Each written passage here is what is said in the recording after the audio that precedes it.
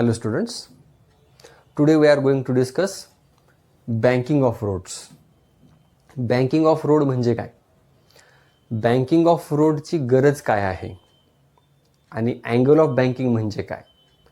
What is the most safe speed along the banked road and what are the speed limits?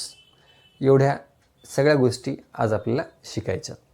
सगळ्यात महत्त्वाचं की banking of रोडची आवश्यकता काय आहे, कशामुळे आपल्याला रोड बँक्ड करावा लागतो.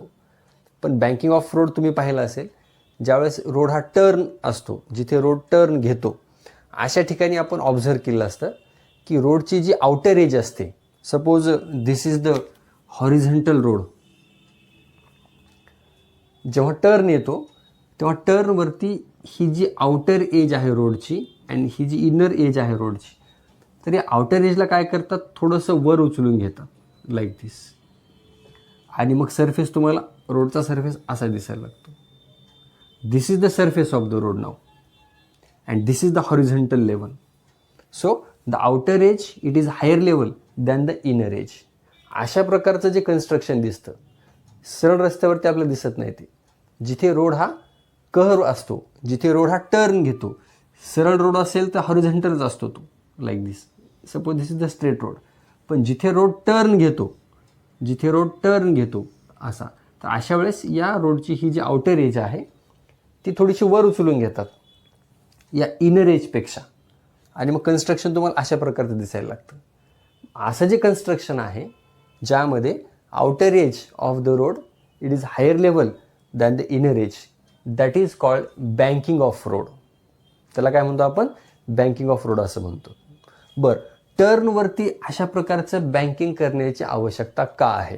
रोड जर बँक्ड नसेल तर, समजा तुम्ही एखाद्या हॉरिझॉन्टल कर्व्ड रोडवरनं ट्रॅव्हलिंग करायला, हा एक रोड आहे, याला कुठल्याही प्रकारचं बँकिंग वगैरे आपण केलेलं नाही, हा टर्न दिसतो आपल्याला इथे, पण इथे हा हॉरिझॉन्टल कर्व्ड रोड आहे. आपल्याला माहीत आहे की रोड जर हॉरिझॉन्टल असेल म्हणजे कर्व्ड आहे, but it is the horizontal curved road.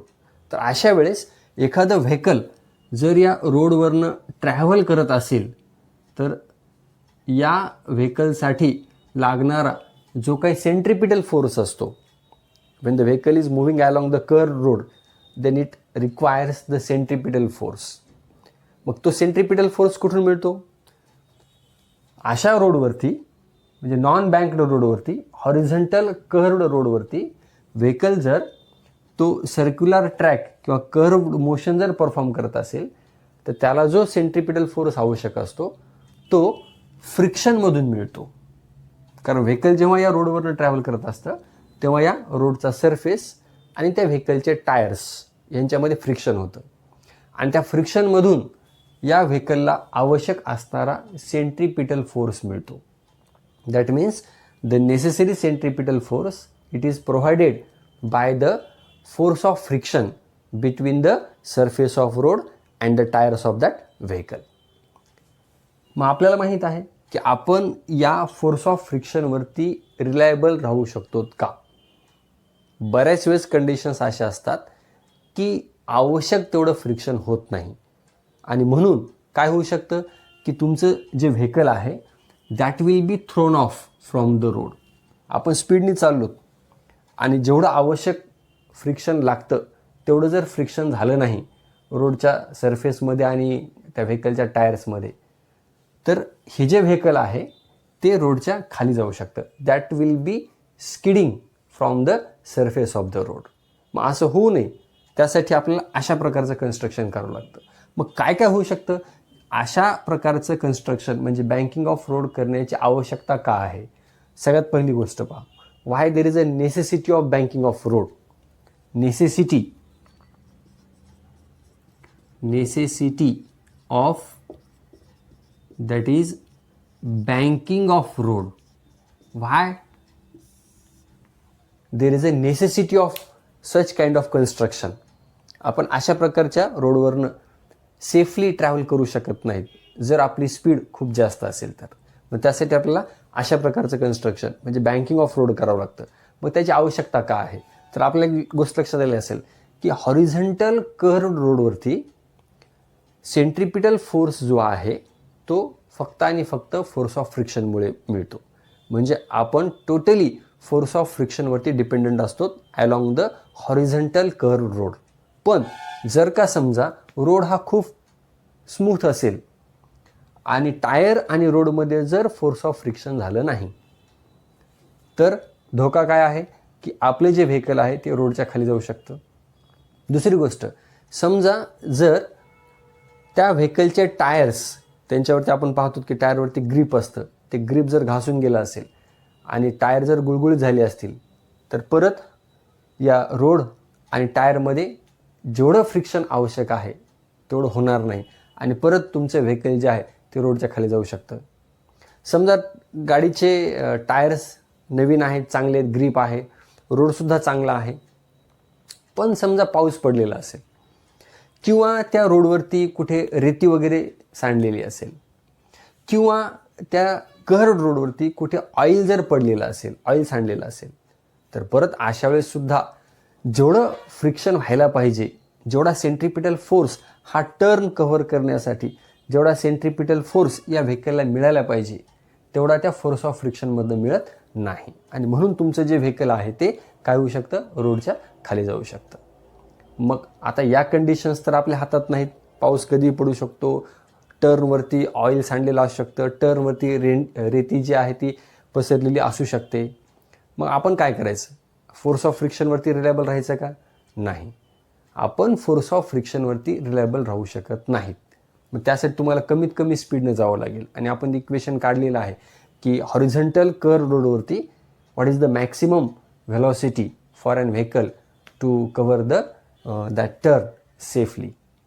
मग आता आपण काय करतो की जर आपल्याला फोर्स ऑफ फ्रिक्शनवरती डिपेंडंट राहायचं नसेल तर मग आपल्याकडे हा पर्याय आहे, that is the banking of roads. तुम्ही जर अशा प्रकारचं कन्स्ट्रक्शन केलं, आपण बघतो अशा प्रकारचं कन्स्ट्रक्शन जनरली टर्नवरती केलेलंच असतं, ज्यामध्ये आउटर एज रोडची थोडीशी वर उचललेली असते, कशापेक्षा दॅन द इनर एज. त्याला आपण म्हणतो बँकिंग ऑफ रोड. आणि आपल्याला असा एक अँगल मिळतो, त्याला आपण थिटास इंडिकेट करणार आहोत. कशामधला अँगल आहे? That is the between the surface of the road and that is the horizontal one. So that is called angle of banking. म्हणजे दोन गोष्टी महत्त्वाच्या आहेत, what is mean by the banking of road and what is mean by the angle of banking of road. And second thing that is the angle of banking. कधी कधी परीक्षेला यांच्या तुम्हाला डेफिनेशन्स विचारतात, define what is mean by or define banking of roads and what is mean by angle of banking. Then what is mean by the banking of road? The construction of road in which the outer edge of the road it is higher level than the inner edge, that is called the banking of road. And what is mean by the angle of banking?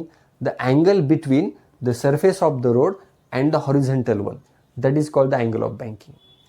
Okay, म्हणजे इथे तुम्हाला हा inclined surface दिसतो आणि तो inclined surface फक्त टर्नवरती पाहायला मिळतो आपल्याला आणि तो म्हणजे असतो that is the banking of road.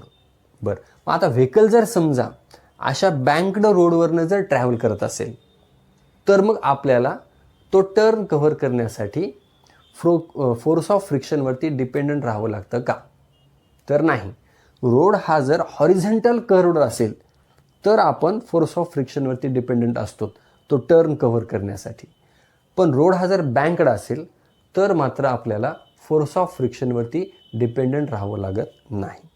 मग आपल्याला काय करायचं आहे की या आर्टिकलमध्ये जर रोड हा बँक्ड असेल तर अशा बँक्ड रोडवरनं एखादं व्हेकल जर ट्रॅव्हल करत असेल then what is the most safe speed for a vehicle to drive along that is horizontal curve road and what are the speed limits. म्हणजे आपण 2-3 गोष्टी करणार आहोत. एक तर आपण मोस्ट सेफ स्पीड कॅल्क्युलेट करणार आहोत अशा बँक्ड रोडवरनं एखादं व्हेकल जर ट्रॅव्हल करत असेल तर. पण बऱ्याच वेळेस आपल्याला माहीत असते की जी मोस्ट किंवा ऑप्टिमम स्पीड आहे त्या स्पीडनं व्हेकल प्रत्येक वेळेस त्या टर्नवरनं जाईल असं काही नाही. कधी त्या रोडची परिस्थिती जर खराब असेल तर स्पीड कमी पण होऊ शकते. रोड खूप चांगला असेल तर व्हेकल खूप स्पीडनं पण जाऊ शकतं. म्हणजे जी ऑप्टिमम स्पीड आहे किंवा मोस्ट सेफ स्पीड जी आहे त्याच्यापेक्षा व्हेकलची स्पीड कमी पण असू शकते आणि त्या व्हेकलची स्पीड जास्त पण असू शकते. मग अशा वेळेस आपल्याला इक्वेशन्स काढायचे आहेत. what is the equation for the most safe speed along the horizontal banked road, what is the minimum speed limit and what is the maximum speed limit for the vehicle 1. Okay, आपण एक गोष्ट आता या ठिकाणी we are going to determine the most safe speed along a banked road. Suppose the road is now banked, that means the outer edge of the road, it is made higher level than the inner edge one, and the vehicle is traveling along this, that is the banked road. Suppose this is the vehicle and it is traveling along this, that is the banked road. Suppose the mass of the vehicle, that is the small m, it is the mass of vehicle,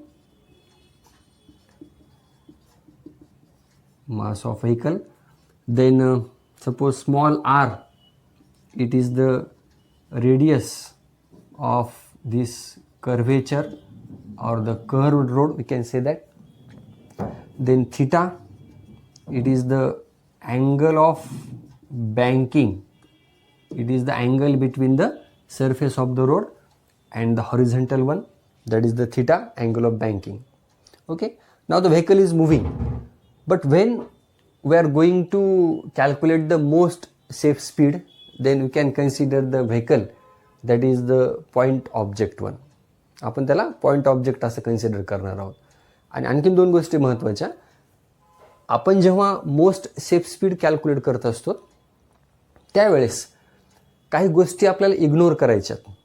जसं आता इथं आपण force of friction हे ignore करणार आहोत, कारण आपल्याला माहीत आहे की रोड जर बँकड असेल तर आपण फोर्स ऑफ फ्रिक्शनवरती डिपेंडंट नसतो. So we have to ignore the force of friction.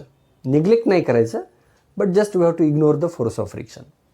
And second thing, that is the frictional resistance offered by the air, हे सुद्धा आपल्याला इग्नोर करायचे. मग आता या दोन गोष्टी जर इग्नोर केल्या आपण, म्हणजे नॉन कॉन्झर्वेटिव्ह फोर्सेस जर इग्नोर केले आपण, तर आता अशा कंडिशनमध्ये व्हेकल हे ट्रॅव्हल करायले अलॉंग द बँक्ड रोड, तर किती प्रकारचे फोर्सेस या व्हेकलवरती काम करतात आपल्याला माहिती आहे. एक फोर्स हा नेहमी, that is always it is in the downward direction, आणि तो म्हणजे असतो mg, म्हणजे weight of an vehicle. That means the gravitational force exerted on the vehicle, that is always in the downward direction. So mg, that indicates the gravitational force, so it is in the downward direction. आणि दुसरी गोष्ट म्हणजे या ठिकाणी असणारी normal reaction. So n, it is the normal reaction. So that is the perpendicular force, किंवा या सरफेसला perpendicular असणारा फोर्स म्हणजे या फोर्सची ही नॉर्मल रिॲक्शन आहे. So normal reaction and that is the weight of an vehicle. These are the two forces acting on this vehicle while it is moving along the curved and banked road. Okay, आता दुसरी गोष्ट पहा या ठिकाणी, हे दोन forces या व्हेकलवरती act होत आहेत, पण तरीसुद्धा हे जे व्हेकल आहे हे सेफली त्या टर्नवरनं पास व्हायला आहे. म्हणजे डेफिनेटली या व्हेकलवरती जो रिझल्टंट फोर्स आहे तो कुठला असायला पाहिजे, that is the centripetal force. आणि त्या रिझल्टंट फोर्समुळे हे व्हेकल या बँक्ड रोडवरनं इझिली सेफली ते ट्रॅव्हल करत आहे. मग आता इथे जो नेसेसरी सेंट्रिपिटल फोर्स आहे तो कोण प्रोव्हाइड करतं, त्यासाठी आपल्याला या नॉर्मल रिॲक्शनचे कंपोनंट विचारात घ्यावे लागतात. कारण या व्हेकलचं वेट या इन्क्लाइन्ड सरफेसवरती या व्हेकलचं, समजा आपण ती कार आहे असं जर कन्सिडर केलं, तर त्या कारचं जे वेट आहे हे सुद्धा बॅलन्स झालं पाहिजे, आणि या कारला जो आवश्यक सेंट्रिपिटल फोर्स आहे तो सुद्धा मिळाला पाहिजे. आणि या दोन्ही गोष्टी आपण इथे बघतो की व्हेकल सेफली त्या टर्नवरनं ट्रॅव्हल करायला, म्हणजे त्याला सेंट्रिपिटल फोर्ससुद्धा मिळालेला आहे आणि त्या कारचं जे वेट आहे हे सुद्धा बॅलन्स व्हायला. मग हे कोण बॅलन्स करतं, तर त्यासाठी या नॉर्मल रिॲक्शनचे कंपोनंट्स आपल्याला विचारात घ्यावे लागतात. मग दोन कंपोनंट्स असतील या नॉर्मल रिॲक्शनचे. एक कंपोनंट असेल हा vertical component, that is in the upward direction, ज्याला आपण इंडिकेट करतो n cos थीटा. आणि दुसरा एक कंपोनंट आहे that is the horizontal component, हा असेल तो that is the n sin theta. So n cos theta and n sin theta, these are the two components of normal reaction. हे normal रिॲक्शनचे दोन कंपोनंट्स आहेत. एन कॉस थिटा हा कुठला component आहे? It is the vertical component. आणि हा N sine theta कुठला कंपोनंट आहे? It is the horizontal component. Horizontal component of that is the normal reaction. बरं, मग आता तुम्ही जर पाहिलं असेल तर हे दोन कंपोनंट्स काय करतात आपल्या लक्षात येईल या ठिकाणी फ्रॉम द फिगर. हा जो कंपोनंट आहे एन कॉस थिटा तो काय करतो? या कारचं जे वेट आहे तो बॅलन्स करतो. म्हणजे आपण असं या ठिकाणी लिहू शकतो that is N cos theta equals to M G. त्याला इक्वेशन नंबर 1 देऊ आपण. हा कंपोनंट काय करतो? या टर्नवरनं या इन्क्लाइंड सरफेसवरती कारचं जे वेट आहे that is the gravitational force हे बॅलन्स करण्याचं काम हा कंपोनंट करतो. कुठला? N cos theta. आणि मग हा जो कंपोनंट आहे N sine theta it is the horizontal component आणि त्याची डायरेक्शन जर तुम्ही पाहिलीत it is directed towards the centre of the road. मग हा जो कंपोनंट आहे तो डेफिनेटली काय करत असला पाहिजे? कुठला फोर्स? Centripetal force. कारण या कारला या टर्नवरनं ट्रॅव्हल करण्यासाठी जो सेंट्रिपिटल फोर्स आवश्यक आहे तो डेफिनेटली कुठला कंपोनंट प्रोव्हाइड करत असला पाहिजे? N sine theta. कारण याची डायरेक्शन कोणीकडे आहे? सेंटरकडे आहे. सो एन साइन थिटा हा जो कंपोनंट आहे that supplies the necessary centripetal force. Centripetal force that is given by the M V square upon R. पहा, आता दोन इक्वेशन्स आहेत आपल्याकडे. या कंपोनंटवरून आपण लिहिलेत. हे जे दोन कंपोनंट्स आहेत नॉर्मल रिॲक्शन आपण जेव्हा त्याला रिझॉल्व्ह करतो तर आपल्याला दोन कंपोनंट मिळतात व्हर्टिकल आणि horizontal. N cos theta balance करेल कारचं वेट आणि एन साइन थिटा काय करेल? सेंट्रिपिटल फोर्स आपल्याला प्रोव्हाइड करून देईल. ठीक आहे. मग आता या दोन इक्वेशनचा जर आपण विचार केला तर आपण काय करू या ठिकाणी काय करू शकतो? इक्वेशन नंबर 2ला इक्वेशन नंबर 1ने आपण डिवाइड करू शकतो. On dividing on that is dividing equation number 2 by equation number 1 काय मिळतं बघा इक्वेशन आपल्याला that is N sine theta upon N cos theta equals to M V square upon R upon काय? M into G. काय होईल बघा? हे normal reaction N N get cancelled. Sine theta upon cos theta म्हणजे काय होईल आपल्याला? हे दॅट इज टॅन थिटा आणि हे एम इंटू एम हे सुद्धा कॅन्सल होऊन जाईल आणि इक्वेशन मिळेल आपल्याला V square upon that is the R G. So या इक्वेशनवर दोन गोष्टी आपल्याला कॅल्क्युलेट करता येतात. एक तर अँगल ऑफ बँकिंगसुद्धा कॅल्क्युलेट करता येतो आणि मोस्ट सेफ स्पीडसुद्धा कॅल्क्युलेट करता येते. अँगल ऑफ बँकिंग जर कॅल्क्युलेट करायचं असेल या इक्वेशनवरनं इक्वेशन नंबर 3वरनं तर आपण लिहू शकतो theta equals to tan inverse of V square upon R G. So this is the equation for that is the angle of banking. म्हणजे रोड तुम्हाला टर्न रोडवरती जर त्याला बँकिंग ऑफ रोडमध्ये कन्वर्ट करायचं असेल तर अँगल किती असायला पाहिजे? So that can be calculated by using this equation. Theta equals to tan inverse of V square upon R G. आणि दुसरी गोष्ट आहे that is the optimum speed or the most safe speed. म्हणजे ती minimum पण नाही आणि maximum पण नाही, optimum or the most safe speed. त्यासाठी इक्वेशन काय मिळेल आपल्याला? That is V square equals to काय मिळेल बघा? हे R g into tan theta and therefore v equals to काय मिळेल? Under root that is R g into tan theta. So this is the equation for. हे झालं equation कशासाठीचं? It is for the most safe speed along the banked road. ठीक आहे. So आता या इक्वेशनमध्ये जर तुम्ही पाहिलं असेल तर व्हेलॉसिटी कशावर डिपेंडेंट आहे? मॅक्सिमम व्हेलॉसिटी कशावर मॅक्सिमम म्हणण्यापेक्षा ऑप्टिमम किंवा मोस्ट सेफ स्पीड एखाद्या व्हेकलची कशावर डिपेंडेंट आहे? तर या रोडच्या रेडियसवरती दॅट इज आर. जी म्हणजे ॲक्सेलरेशन ड्यू टू ग्रॅव्हिटीवरती आणि हा जो अँगल आपण बनवतो त्यावरती मोस्ट सेफ स्पीड डिपेंडंट असते. लक्षात येईल आपल्या की ही जी व्हेकलची जी मोस्ट सेफ स्पीड आहे that does not depend upon the mass of vehicle. म्हणजे एखादा रोड हा बँकड असेल त्या बँकड रोडवरनं एखादं मोठं ट्रकसुद्धा जाऊ शकतं. लोडेड व्हेकल असेल, हेवी ट्रक्स असतील ते सुद्धा ट्रॅव्हल करू शकतात. एखादी कारसुद्धा ट्रॅव्हल करू शकते, एखादं मोटरसायकलसुद्धा ट्रॅव्हल करू शकतं. आता सगळ्यांचं जर तुम्ही मास पाहिलं, मोटरसायकल असेल, कार असेल किंवा लोडेड ट्रक असेल, त्या सगळ्यांचे मासेस डिफरंट असतात. मग या सगळ्या वाहनांसाठी त्या बँक्ड रोडवरनं वेगळ्या प्रकारचे ट्रॅक्स असतात का? की मोठं व्हेकल हे याच ट्रॅकवरनं गेलं पाहिजे, मोटरसायकल असेल थोडीशी अलीकडून गेली, म्हणजे असे ट्रॅक्स वगैरे असतात का? तर आपण बघतो की ट्रॅक्स नसतात. का? तर ही जी मोस्ट सेफ स्पीड आहे ही त्या व्हेकलच्या मासवरती डिपेंडंट नाही. कधी कधी प्रश्न मग तुम्हाला विचारतात, show that the most safe speed along the banked road it is independent of mass of an vehicle. So in that case we have to derive this relation, that is v equals to under root rg tan theta. या इक्वेशनवरनं आपल्याला असं लिहावं लागेल खाली की this equation that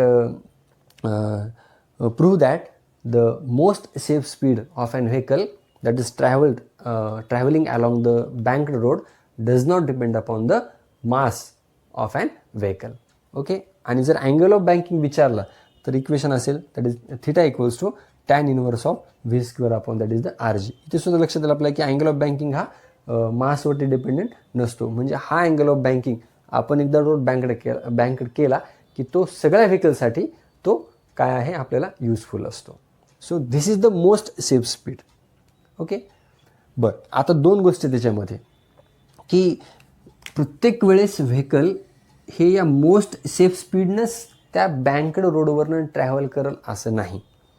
कधी कधी या व्हेलॉसिटीपेक्षा या स्पीडपेक्षा व्हेकलची स्पीड कमी पण असू शकते आणि या ऑप्टिमम स्पीडपेक्षा एखाद्या वेळेस त्या व्हेकलची व्हेलॉसिटी जास्त पण असू शकते. मग काय होईल? आपल्याला तर ट्रॅव्हल करायचं आहे विदाऊट स्किडिंग. आपले जे व्हेकल आहे ते या इन्क्लाइंड सरफेसवरती स्लाईड नाही झालं पाहिजे. ते काय झालं पाहिजे? त्या सरफेसवरनं इझिली ट्रॅव्हल केलं पाहिजे. असं नाही व्हायला पाहिजे की व्हेकल ट्रॅव्हल करताना काय व्हायले that will slide along that inclined सरफेसहून. असं स्लाईड होऊन येते ट्रॅव्हल करत असताना किंवा स्लायडिंग होऊन किंवा स्किडिंग होऊन ते रोडच्या खाली पण नाही गेलं पाहिजे. या दोन्ही गोष्टी महत्त्वाच्या आहेत. म्हणजे व्हेकल जर थांबवायचं असेल तर ते इझिली थांबवता सुद्धा आलं पाहिजे आपल्याला without skidding without sliding along that inclined सरफेसहून. मग त्यासाठी दोन कंडिशन्स आहेत. What is the minimum safe speed and what is the maximum safe speed हे सुद्धा आपल्याला या ठिकाणी करायचे कॅल्क्युलेट करायचे. म्हणजे व्हेलॉसिटी या मोस्ट सेफ स्पीडपेक्षा कमी असेल तर आणि व्हेलॉसिटी या मोस्ट सेफ स्पीडपेक्षा जर ती जास्त असेल तर. सो स्पीड लिमिटच्या दोन कंडिशन्स आपल्याला बघायच्यात. So what are the speed limits for an vehicle when it is travelling along the banked road. ठीक आहे. आपण we are going to discuss speed limits along the banked road. आपण पाहिले की road हा जर बँक्ड असेल आणि अशा बँक्ड रोडवरनं जर व्हेकल ट्रॅव्हल करत असेल तर त्या व्हेकलसाठीची जी काही मोस्ट सेफ स्पीड आहे त्यासाठीचं आपण इक्वेशन पाहिले. What is the equation for the most safe speed along the banked road? That is given by that is v equals to under root that is R g tan theta. So this is the equation for the most safe speed. This indicates the most safe speed along the banked road. पण आपल्याला माहीत आहे की या स्पीडनं प्रत्येक वेळेस vehicle travel करेल असं नाही. मोस्ट सेफ स्पीड कॅल्क्युलेट करत असताना आपण या ठिकाणी weight of an vehicle that is acting in the downward direction and this normal reaction that is in the upward direction. आणि याचे कंपोनंट्स आपण पाहिले होते. हा एक कंपोनंट आहे दॅट इज नॉर्मल रिॲक्शनचा, it is N cos theta आणि हा अँगल थीटा असेल. आणि हा एक कंपोनंट आहे that is the n sine theta. Most safe स्पीडसाठी आपण काय केलं की एन कॉस थीटा हा बॅलन्स करतो वेट ऑफ व्हेकल आणि एन साइन थीटा काय करतो नेसेसरी सेंट्रिपिटल फोर्स प्रोव्हाइड करतो. हे आपण पाहिलेलं आहे. पण आता जर समजा व्हेकलची व्हेलॉसिटी ही जर लेस दॅन असेल under root that is R g into tan theta. Vehicle it is moving with minimum velocity. कारण आपण पाहिलं की रोड हा युनिफॉर्म नसतो त्यामुळे व्हेकलची velocity along the banked road ही युनिफॉर्म नसेल, कमी जास्त होऊ शकते. जर व्हेलॉसिटी कमी झाली आणि मोस्ट सेफ स्पीडपेक्षा जर ती कमी असेल velocity it is less than the most safe speed then most safe speed calculate करत असताना आपण 2-3 गोष्टी इग्नोर केल्या होत्या. That is the force of friction आपण इग्नोर केला होता.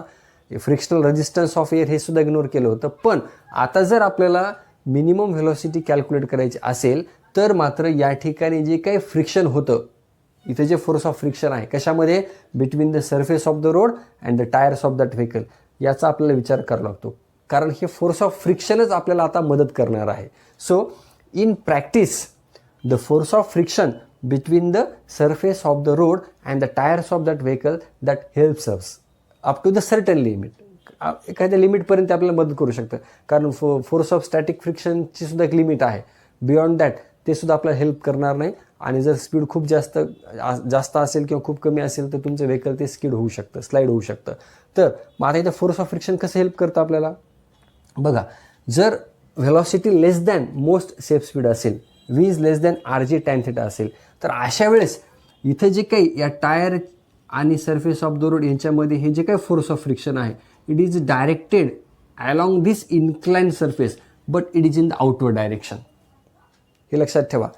हे Fs काय आहे आपण इंडिकेट केले, yes, that is the static friction, that is the force of static friction. We can say that it is the force of static friction.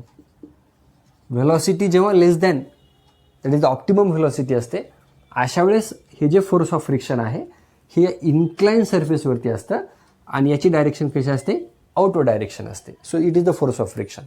बरं, आता मग हे फोर्स ऑफ फ्रिक्शन कसं हेल्प करतं, तर याचे दोन कंपोनंट्स आपल्याला फोर्स ऑफ फ्रिक्शनचे विचारात घ्यायचे आहेत. एक कंपोनंट असेल that is in this direction,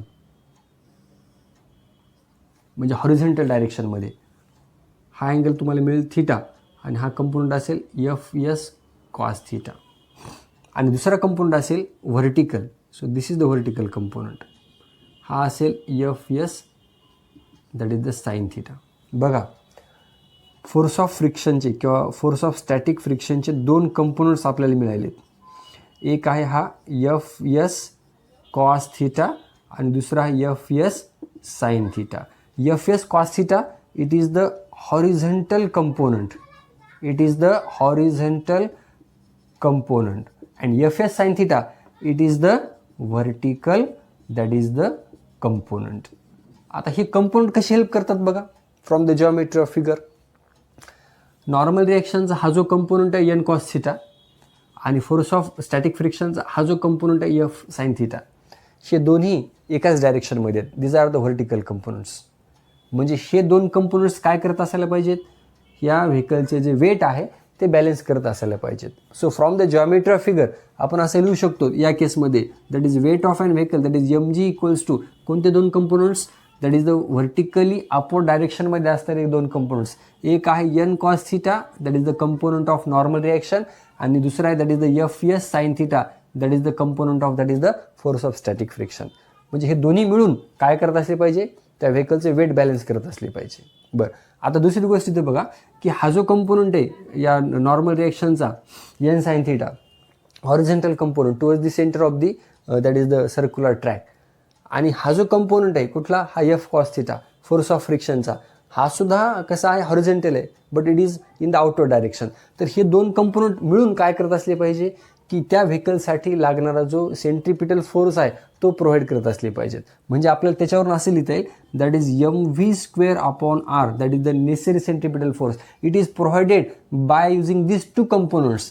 आणि हे कंपोनंट्स कसे आहेत, दे आर इन म्हणजे पॅरलल आहेत, but they are in opposite direction. जे तुम्हाला काय लिहिता येईल, that is the n sin θ minus Fs that is the cos θ. So we are having this two relations from the geometry of figure. Okay, आणि यावर तुम्हाला काय लिहिता येईल बघा. आता तुम्ही काय करू शकता की इक्वेशन नंबर 2ला इक्वेशन नंबर 1नी डिवाइड करू शकता. So on dividing equation number 2 by equation number 1 we get काय मिळतं बघा, हे mv² upon r upon that is the mg equals to n sin θ minus Fs cos θ upon that is the n cos θ plus Fs that is the sin θ. So we get this relation. तर equation number 3 आपण देऊयात.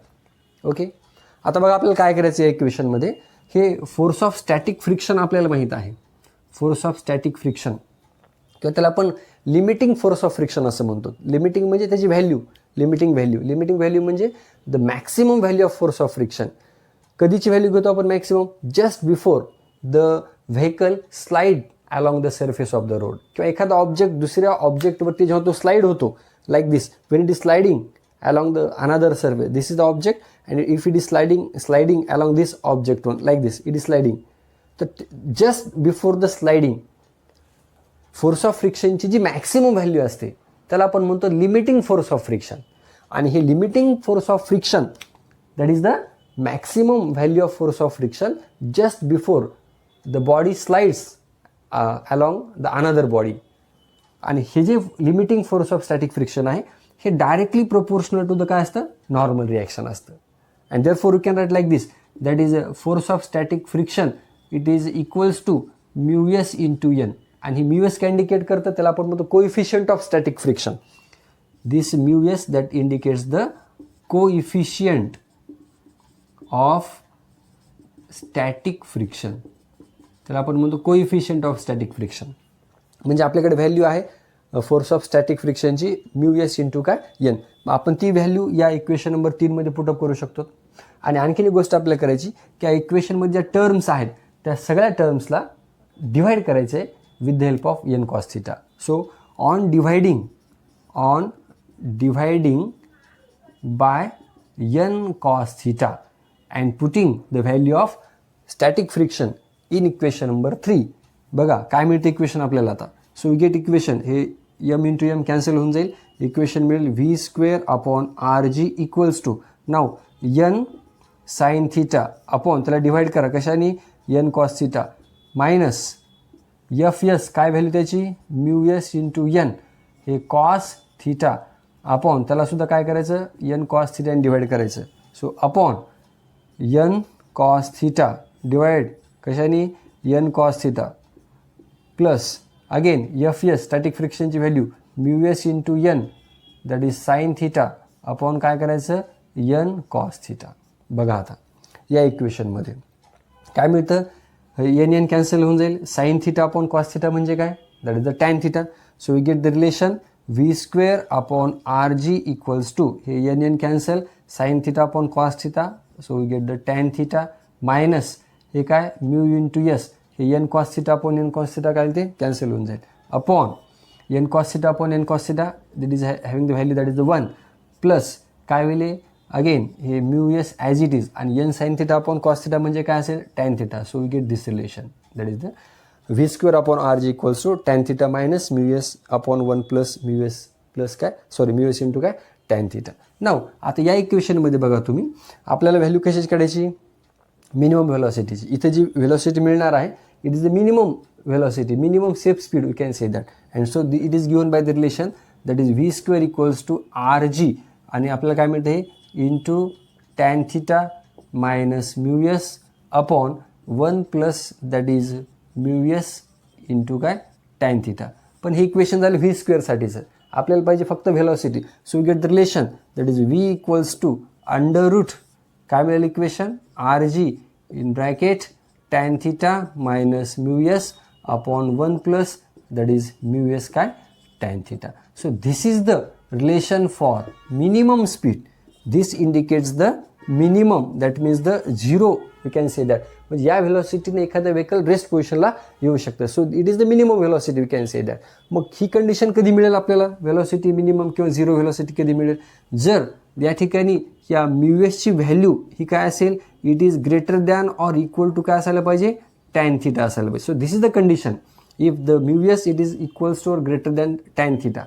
Tan theta value असेल तर zero मिळेल किंवा greater than tan theta mu S greater than tan theta असेल तर value आपल्याला ही काय मिळेल या ठिकाणी व्हेलॉसिटीची झिरो मिळेल. So this is the condition for the minimum velocity along the that is the banked road. ठीक आहे. आता याच्यानंतर दुसरी कंडिशन आहे की व्हेलॉसिटी मॅक्सिमम. मग आता व्हेलॉसिटी मॅक्सिमम असेल तर तुमच्या लक्षात आलं असेल की व्हेलॉसिटी मिनिमम असताना हा जो फोर्स ऑफ स्टॅटिक फ्रिक्शन आहे हा या इन्क्लाइन सरफेसवरती तो आउटवर्ड डायरेक्शनमध्ये काम करत होता. ओके. आता व्हेलॉसिटी जर मॅक्सिमम असेल vehicle is moving along the horizontal banked road with maximum velocity then हा जो फोर्स ऑफ स्टॅटिक फ्रिक्शन आहे तो कसा काम करेल दॅट इज इन अगेन तो कशावर असेल along this incline surface but it is inwards or the towards the centre of that circular किंवा सर्क्युलर ट्रॅक म्हणून आपण त्याला असेल. तर ती कंडिशन आपण बघूयात काय असेल ते. ठीक आहे. बघा आता ती कंडिशन कशी असेल. Now we are going to discuss the maximum speed along the bank road. या अगोदर आपण पाहिलं की व्हेकल जर या मोस्ट सेफ स्पीडपेक्षा कमी व्हेलॉसिटीनं या बँक रोडवरनं जर ट्रॅव्हल करत असेल तर त्यासाठीचं इक्वेशन काय आहे. आता आपल्याला कन्सिडर करायचं की व्हेकलची जी स्पीड आहे ती मॅक्सिमम आहे. So with the maximum velocity if the vehicle is travelling along the bank road, that means this velocity it is greater than, that is under root rg tan theta. So this is the condition. आता यावेळेस force of friction कसा काम करेल. Now the force of friction between the surface of the road and the tyres of that vehicle, हा जो force of friction आहे that is acting along this inclined surface, that is the f s. But it is towards the centre of that circular track. Speed कमी असताना force of फ्रिक्शननी काम केलं, पण कसं along this incline surface, but it is in the outward direction. आता व्हेकलची speed खूप जास्त आहे, मॅक्सिमम स्पीडने व्हेकल ट्रॅव्हल करायला, अशा वेळेस हा फोर्स ऑफ फ्रिक्शन त्याच इन्क्लाइन सरफेसवरती आहे, बट त्याची डायरेक्शन कशी आहे, दॅट इज इनवर्ड्स आहे. कारण खूप स्पीड जेव्हा कमी असते तर धोका काय असतो की व्हेकल जे आहे ते स्लाईड होऊ शकतं, ते स्किड होऊ शकतं या डायरेक्शनमध्ये. त्याला बॅलेन्स करण्यासाठी फोर्स ऑफ फ्रिक्शन कसा असायला पाहिजे, अपवर्ड डायरेक्शनमध्ये. कारण आपल्याला माहिती आहे फोर्स ऑफ फ्रिक्शन हा सेल्फ ॲडजस्टिंग आहे. फोर्स ऑफ फ्रिक्शन हा ऑलवेज इन अपोजिट डायरेक्शन असतो. मेकॅनिकल फोर्स ज्या डायरेक्शनमध्ये असतो त्याच्या तो अपोजिट डायरेक्शनमध्ये काम करतो. मग व्हेकल जर या डायरेक्शनमध्ये स्किड होत असेल तर फोर्स ऑफ फ्रिक्शन ॲटोमॅटिकली या डायरेक्शनमध्ये ॲक्ट होईल आणि तो काय करेल, त्या व्हेकलला स्लायडिंग होण्यापासून तो रोकेल. आता व्हेकलची स्पीड जास्त आहे, मग धोका काय असतो की जास्त स्पीडमुळे व्हेकल हे थ्रोन ऑफ होऊ शकतो, रोडच्या बाहेर जाऊ शकतं. मग ते रोडच्या बाहेर जाऊ नये त्यासाठी फोर्स ऑफ फ्रिक्शन काय करेल, मेकॅनिकल फोर्स जर या डायरेक्शनमध्ये ॲक्ट होत असेल तर force of friction inward direction act होईल. So this is the direction of force of friction, that means along this incline surface but it is towards the centre of that curved surface one, okay, curved road one. मग हा force of friction आहे. मग आता परत या force of फ्रिक्शनचे दोन components आपल्या विचारात घ्यायला लागतील. एक कंपोनंट असेल दॅट इज या फोर्स ऑफ फ्रिक्शनचे दोन कंपोनंट्स पहा. एक जसं अगोदर आपण पाहिलं एक हॉरिझॉन्टल कंपोनंट होता आणि कुठला व्हर्टिकल कंपोनंट होता. तर इथे जो कंपोनंट आहे हा असेल, this is the component and this is the another component. So these are the two components of this force of friction. This is the horizontal component, हा कुठला असेल f s. That is the cos theta, आणि हा असेल कुठला f s. That is the sine theta. बघा परत या फोर्स ऑफ स्टॅटिक फ्रिक्शनचे दोन कंपोनंट्स पाहायला मिळतात, एफ.एस. कॉस थिटा आणि हा एफ.एस. काय साइन थिटा. आता इथे एफ.एस. कॉस थिटा कसा आहे, it is the horizontal component, it is the horizontal component आणि तो कसा आहे towards the centre of that curve road. आणि हा F sine theta it is the vertical component, but it is vertically we can say that in the downward direction. So it is vertically downward component. So it is along the gravitational force one. मग बघा again from the geometry of figure, n cos theta हा जो component आहे normal रिएक्शनचा तो कसा आहे in the upward direction. F sine theta हा जो कंपोनंट आहे फोर्स ऑफ फ्रिक्शनचा तो कसा it is in the downward direction. म्हणजे हे दोन कंपोनंट मिळून काय करत असले पाहिजे, त्या व्हेकलचे वेट बॅलन्स करत असले पाहिजे. So from the geometry of figure we can write like this. तुम्ही असे लिहू शकता that is the weight of an vehicle that is m G equals to काय n cos theta minus f s. That is the sine theta. कशामुळे minus केलं आपण, कारण हे दोन्ही कंपोनंट जे आहेत, हे दोन्ही फोर्सेस जे आहेत हे कसे आहेत, they are in opposite direction. दोघांचे मिळून जे रिझल्टंट असेल that will balance is the mass or the weight of an that vehicle or that is the car one. आणि दुसरे दोन कंपोनंट पाहता, हा एफ कॉस थिटा आणि हा एन साइन थिटा, हे दोन्ही नॉर्मल रिएक्शनचा जो हा कंपोनंट आहे कुठला हा एन साइन थिटा आणि फोर्स ऑफ स्टॅटिक फ्रिक्शनचा जो कंपोनंट आहे हा एफ कॉस थिटा, हे दोन्ही कंपोनंट्स कसे आहेत बघा, these are parallel and toward the centre of that circular ट्रॅकवर. म्हणजे दोन्ही कंपोनंट मिळून काय करत असले पाहिजे, जो नेसेसरी सेंट्रिपिटल फोर्स लागणार आहे तो प्रोव्हाइड करत असले पाहिजे. म्हणजे आपण असे लिहू शकतो that is M V square upon R, that is the magnitude of centripetal force, that is equals to n sin theta plus that is the f that is the cos theta. म्हणजे परत दोन equations आपल्याला मिळाले. आता आपण परत equation number 2 ला equation number 1 ने डिवाइड करू शकतो. So on dividing equation number 2 by equation number 1 we get M V square upon R upon that is the M G equals to N sin theta plus fs into that is the cos theta upon n cos theta minus fs into that is the sin theta. Equation number 3 देऊयात आपण याला. आपल्याला माहीत आहे की force of static फ्रिक्शनची value, परत एकदा सांगतो तुम्हाला, force of static friction it is directly proportional to the normal reaction. Limiting force of static friction हे डायरेक्टली प्रोपोर्शनल टू द काय असतं, नॉर्मल रिॲक्शन असतं. आणि तुम्ही असं लिहू शकता force of static friction equals to mu S into n. ही व्हॅल्यू इंडिकेट करते फोर्स ऑफ स्टॅटिक फ्रिक्शनसाठीची. म्यू एस इंडिकेट करतं कोएफिशियंट ऑफ स्टॅटिक फ्रिक्शन. परत या इक्वेशनमध्ये आपल्याला फोर्स ऑफ स्टॅटिक फ्रिक्शनची value mu S into n ही पुटअप करायची आणि परत या इक्वेशनच्या ज्या टर्म्स आहेत त्याला एन कॉस थीटाने डिवाइड करायचे. ती स्टेप जसं आपण मागच्या वेळेस केलं होतं त्याच पद्धतीनं. Now we get the equation. काय मिळतं पहा मग आता या दोन गोष्टी केल्याच्यानंतर. सो इथं परत हे स्मॉल एम कॅन्सल होऊन जाईल आणि इक्वेशन तुम्हाला मिळेल that is V square upon R G equals to, बघा, that is N sine theta upon त्याला काय करायचं एन कॉस थीटाने डिवाइड करा plus F S force of static फ्रिक्शनची व्हॅल्यू काय आहे mu S into N into काय बघा ते दॅट इज कॉस थीटा. इथं पुटअप करा, इथं व्हॅल्यू लिहायची that is cos theta upon त्याला एन कॉस थीटाने डिवाइड करा. Again that is N cos theta upon that is the N cos theta divide करायचं minus F S that is sine theta. ती value put up करून टाकायला लागेल force of static फ्रिक्शनची mu S into N upon that is the N cos theta. So we will get this relation one, that is v square upon rg equals to, on putting the value of force of static friction, that is mu s into n and dividing all the terms with the help of that is the n cos theta. So we will get this one. Okay, now v square upon rg equals to n sin theta upon n cos theta, that will be that is the tan theta plus mu s cancel होऊन जाईल n cos theta upon n cos theta upon N cos theta upon N cos theta value काय होईल त्याची 1 minus हे काय असेल mu S आणि sine theta upon cos theta म्हणजे काय असेल it is the tan theta. So we will get this one. So V square equals to R G हे मिळेल equation tan theta plus mu S upon 1 minus mu S into काय tan theta. And therefore V equals to, हे V square आहे, V equals to काय मिळेल under root that is R G in bracket tan theta plus mu s upon 1 minus mu s into tan theta, and this is the equation for that is the maximum velocity.